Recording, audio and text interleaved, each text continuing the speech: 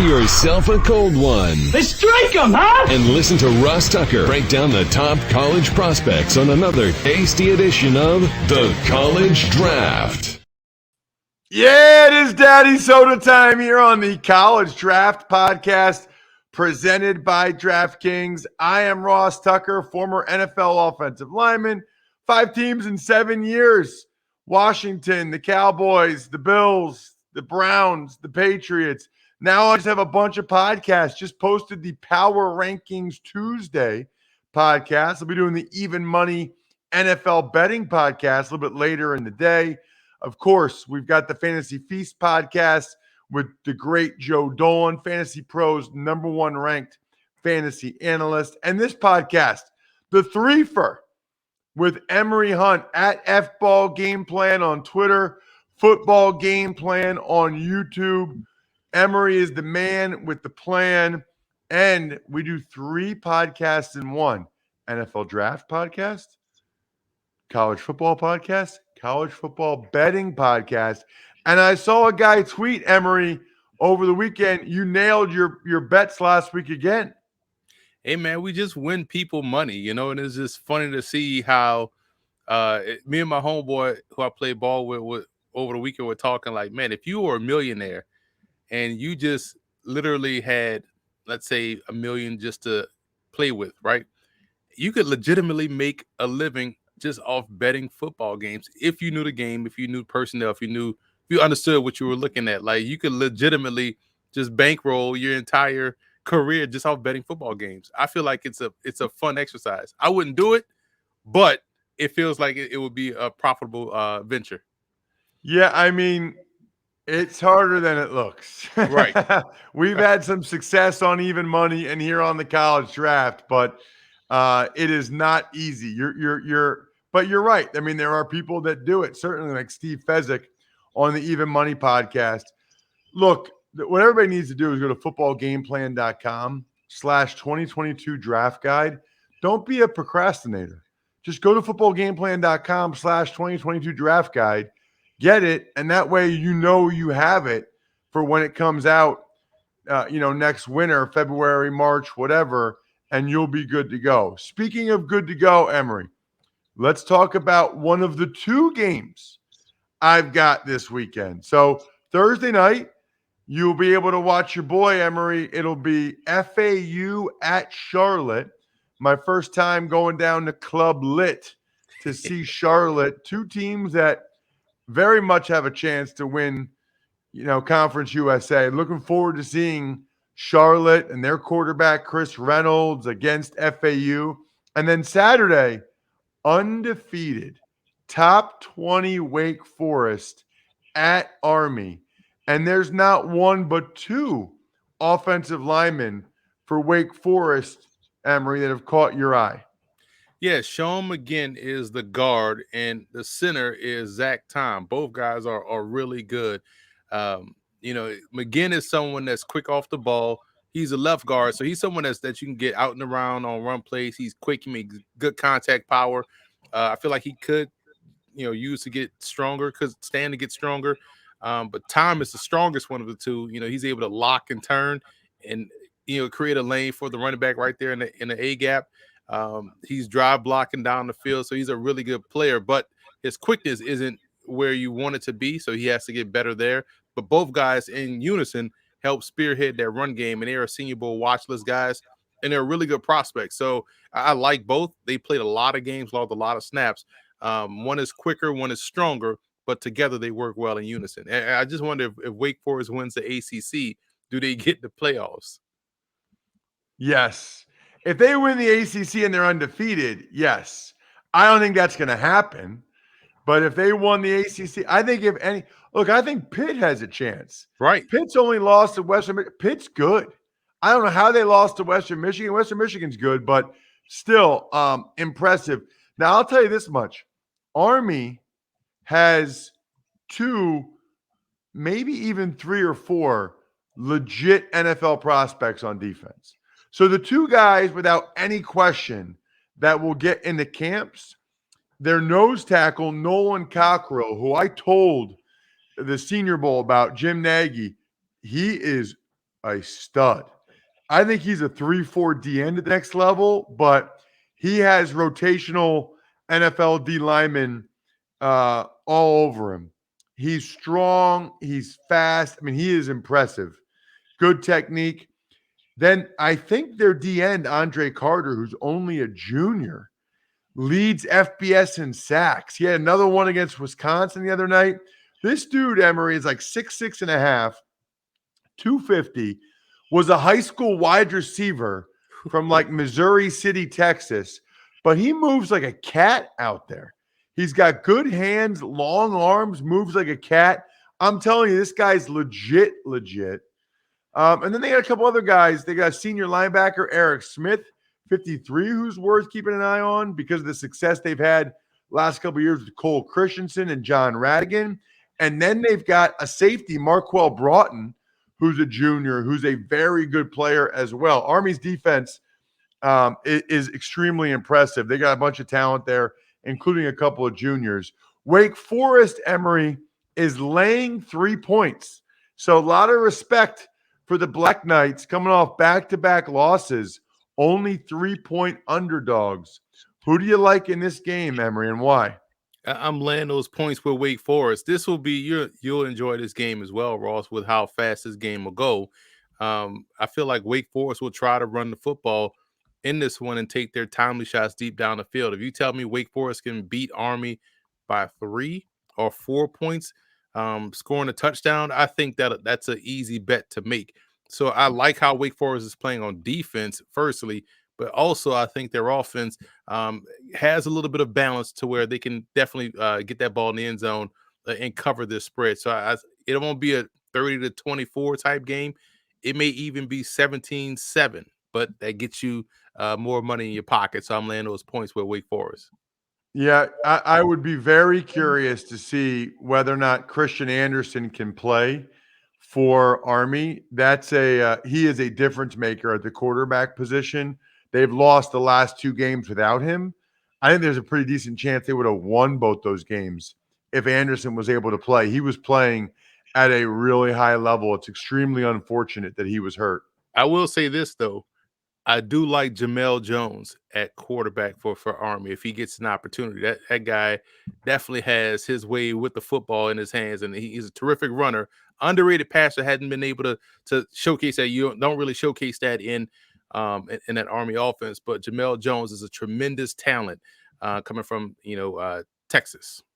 You know, it's interesting because last game against Wisconsin, they played Tyre Tyler. They played Jabari Laws, got back in the game, but they did not play Jamel Jones. So he's kind of, I don't know if he's going to get in because he's kind of fourth, but he does a nice job. You're right when he gets in there. Let's talk Kansas State at Texas Tech. Texas Tech is laying 1 point. This is basically a pick 'em. And look at you, Emory, Mr. O-line guy. You want to talk about Noah Johnson for K-State? Listen, it's early, but I like what I see from Noah Johnson, man. You talk about someone extremely quick off the ball, number one. Read and recognition skills are A+. Like you don't fool him with stunts. He's quickly able to diagnose and redirecting and also recover. So his ability, let's say mentally, is where it needs to be. And once he is locked on a defender, he's moving him out the way. A lot of Kansas State's runs inside are running right behind him. So he's able just to, get on someone, get him out the way. So he's got good contact power, good functional strength. He has good quickness, good recovery ability, good recognition. He's checking a lot of boxes, man. I was very impressed watching his tape. I'm excited to see him continue to progress. I'll be interested to see where he stacks up once I grade a lot of centers.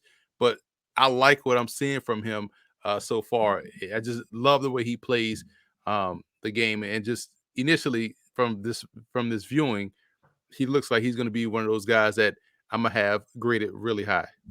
What about Texas Tech's running back? I don't even know how to say his first name. Thompson. SaRodorick Thompson. SaRodorick. Okay. This guy here, man. I tweeted this back in the summer.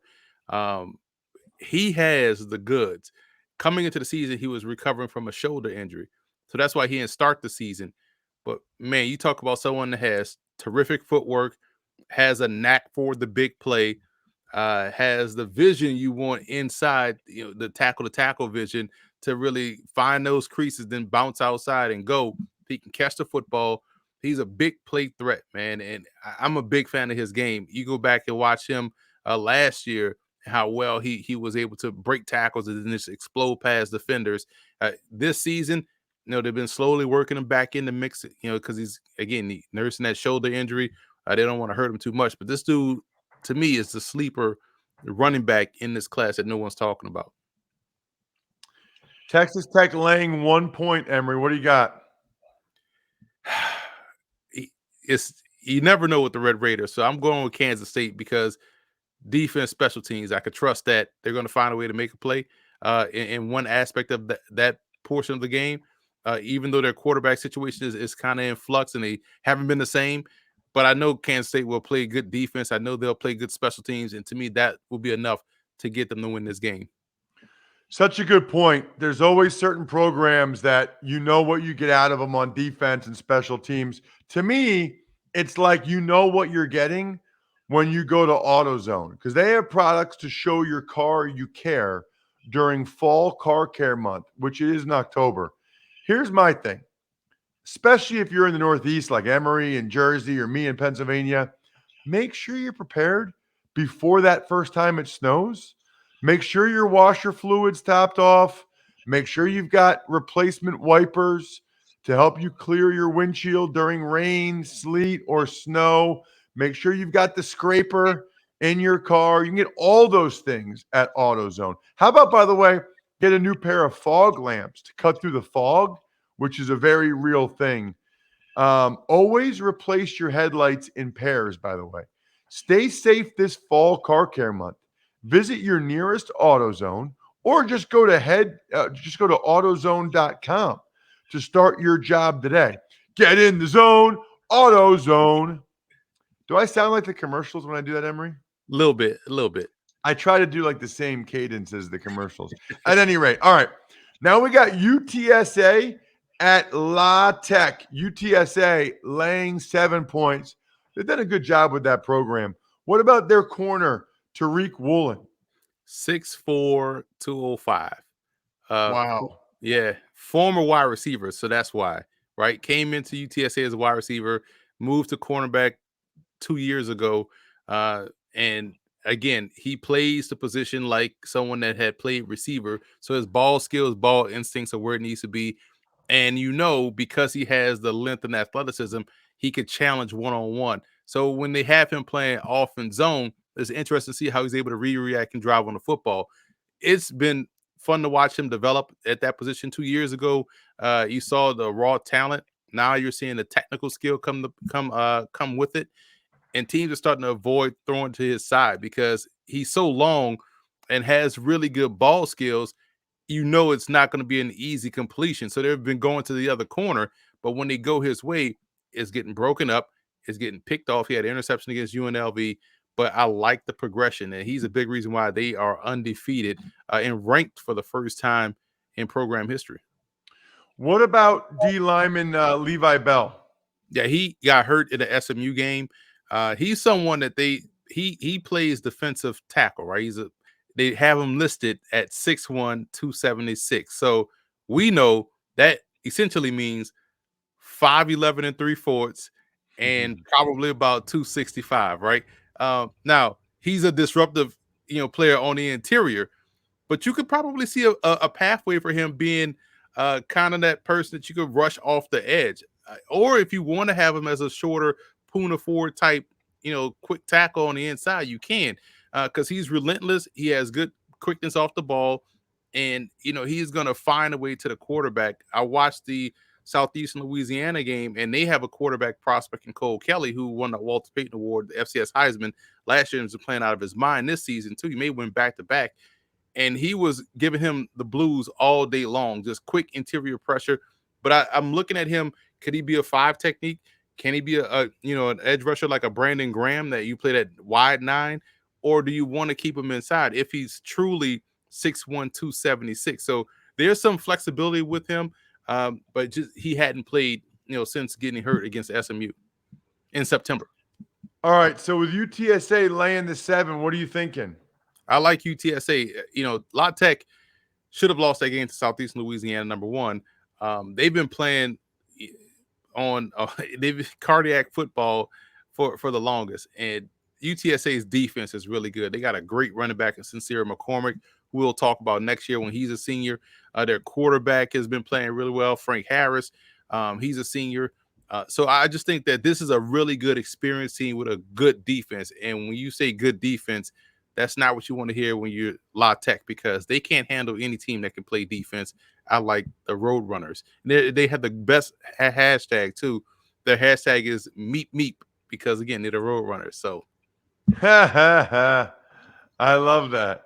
All right, huge game in the Mountain West. Nevada at Fresno State. Nevada, I saw them a couple weeks ago.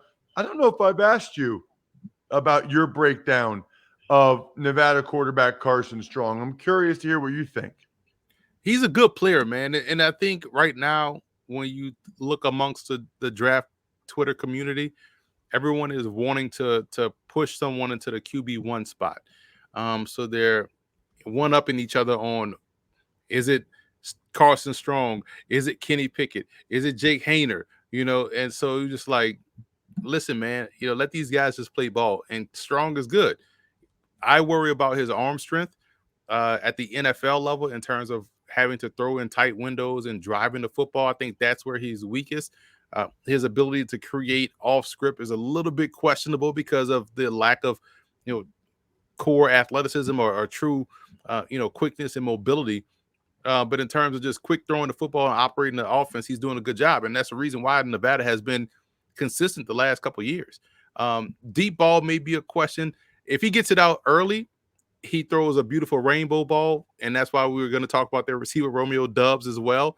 But when he's under pressure, it is not as consistent. And there's a lot of acrobatic catches by these wide receivers that are great catches, but not particularly great throws. So he's a guy that I think is more of a second or third round type talent, but definitely worthy of a roster spot, obviously, at the NFL level.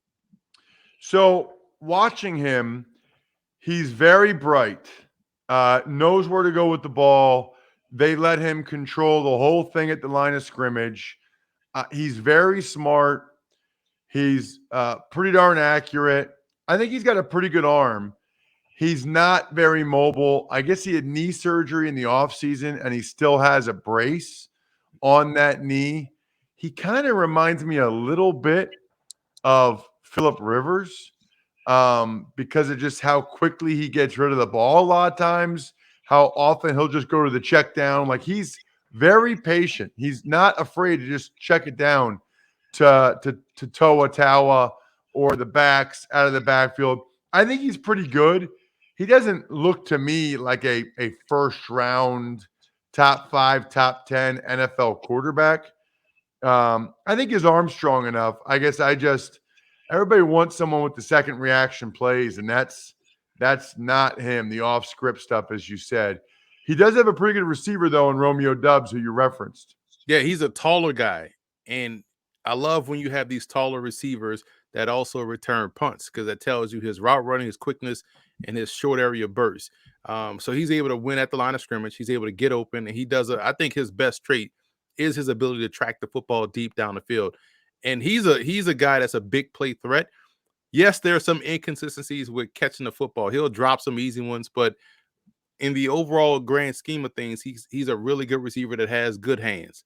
Are they the best hands? Maybe not, but they're good hands. So you can trust him. And he's someone that knows how to get himself in position to make a play on the ball, because he's stacking and tracking he's stacking the defensive back and tracking the ball. And I think that's an elite trait. That's why him and Carson Strong work so well together in unison. And he also has a great sense of timing. You go back to the game last year against San Diego State when they needed a big play in that game, because the defense of the Aztecs was really putting a hunker down on Toa Tawa and also Doubs and Strong. And so they needed a big play in the passing game. Boom. there it is in the third quarter. He makes it, gets him into position to score a touchdown to help them win that game. So I just like his ability to have a sense of timing. He sacrifices for the football, not afraid to die for a pass. And I just think that because he returns punts, increases his value because he has that ability as a returner, both kickoffs and punts if you need him to. Plus, he's a really good route runner. What about for Fresno, their quarterback, Jake Haener, the UW transfer? Yeah, he's a good quarterback, man. I think right now he's another one that arm strength is probably a question at the NFL level, but he can make those second reaction plays. He can scramble around a little bit, find some time. He plays a little bit to me like a Taylor Heineke. Someone that does a really good job of just creating plays. And you can't put a price on that. You want someone that can help you out when things don't go right, someone to play above the X's and O's, and that's him. Now, overall, as a pure, let's say, quarterback prospect, he's a little bit limited, but for the most part, someone that you could win games with because of his ability to create, but you just know his ceiling is probably low. So I think what you see is what you're going to get with him right now, but he's done a great job with this Fresno State offense. But he's someone that you could see when he's going away on the far hash. There's some throws that just tend to die in air. In another case where you have acrobatic catches by these wide receivers. And I also just want to say this. I hate that we have made this part of the football lexicon, these back shoulder throws, when essentially they're underthrows. They're not good throws. They're great plays by the receiver, but we are giving quarterbacks credit for not putting the ball where it needs to be. Receivers are, sacrificing their ACLs and patella tendons trying to catch these doggone passes that's thrown behind them. But he is someone that I think is more like Taylor Heineke than anything. But again, another case with Draft Twitter is trying to push everybody into the first round. If you can complete 3 passes in a row, Draft Twitter will say, hey, man, this is the first round. Don't be surprised if so-and-so takes him in the first round. Like, all right, man, you're going to have 35 quarterbacks go in the first round in the top 32 picks if you leave it up to Draft Twitter. So Fresno's laying 3, Emory. What are you doing here? Whew, this is going to be a fantastic game, man. I like Nevada. I'm a big fan of Toa and how gritty he runs. I think defensively, while Nevada isn't what they were last year, they're active. And I just think the offense of, although Rivers for Fresno is a really good running back too. That's why I think this game is going to be close. I'm taking Nevada in the points here. Got it. I would agree with that, although both these teams are very good. Mountain West has some good teams this year for sure. All right, last but not least, it's going to be USC and Notre Dame. But first, I want to make sure everyone knows that overcoming the odds, rewriting the playbook, delivering under pressure, the MVPs of small business lead their teams to victory all year long. Visa is proud to provide playmakers everywhere with more tools to help grow their business and help them achieve even greater success. Because the more people we can empower, the more we all win. Visa, it's a network working for everyone. USC, Notre Dame's laying 7 points. Man, USC, what a mess. Let's get to their offensive lineman, Jalen McKenzie. He plays on the right side, really good player in the run game. When he's going straight ahead, he can really get guys up out the paint, man. He's driving these guys, helping them switch positions, taking defensive linemen, turning them into safeties. You know what I'm saying? So he's pushing guys off the ball. And in pass pro, when guys are trying to run twists and stunts, he's able to pick those up. But the lateral quickness, in my opinion, is a little bit questionable. And that's where I have concern. And that's where he's going to have to get better. In the run game, when he's going to the second level, if guys are able to evade that block, if they can avoid his hands getting on them, him reacting to that initial quickness is where he's going to have to get better. I think he plays a little bit heavy footwork wise. So he has some room to grow. But you like him in pass pro, guys are not going to bull rush him. You're not getting to the quarterback in that way. And in the run game, you can run behind him because, again, he is, country strong in terms of getting his hands on you and getting you up out of there quickly. And so you can run right side like most teams do. So he's a good overall prospect with some room to grow because he's still rough around the edges in some aspects of his game. Notre Dame linebacker Bo Bauer from Erie Cathedral Prep. I saw him in high school 3 years in a row in the state championship games. Tell me about him at the college level. Yeah, I like his ability. You see things that you can that translates to the next level. You see athleticism, number one, check. You see ability to play special teams, number 2, check.